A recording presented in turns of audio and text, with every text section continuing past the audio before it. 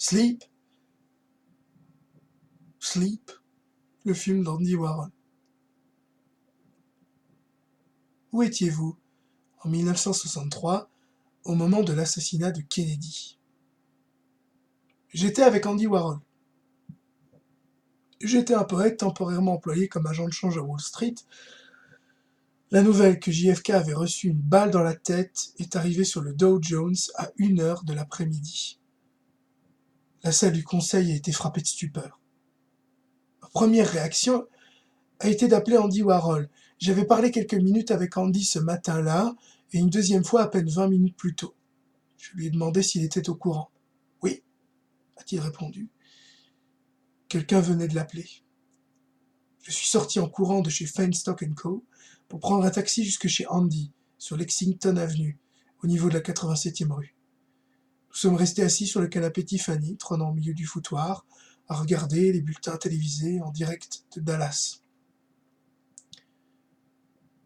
Nous avons entendu Walter Cronkite déclarer « Le président Kennedy est décédé à 14h le 22 novembre 1963. »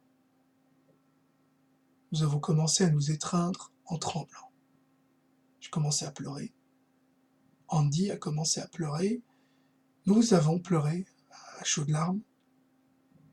C'était le symbole du désastre de nos propres existences. Nous nous sommes embrassés et Andy m'a sucé la langue. C'était la première fois que nous nous embrassions. Ça avait le goût succulent d'un baiser à la mort.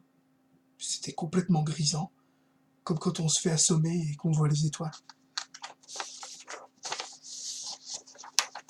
Je n'appréciais pas particulièrement Kennedy et je n'ai jamais voté. Même s'il était exquis et tout à fait sympathique, il a dû tremper dans tous les trafics et être de toutes les compromissions pour accéder au pouvoir, être le plus corrompu parmi les plus corrompus.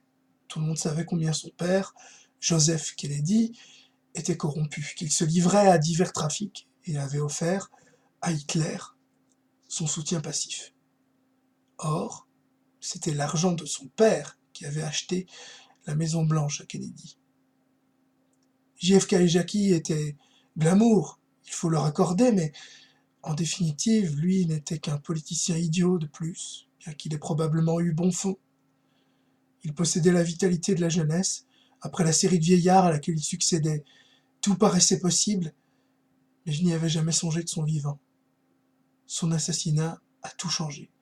Instantanément, il a accédé au statut de déité.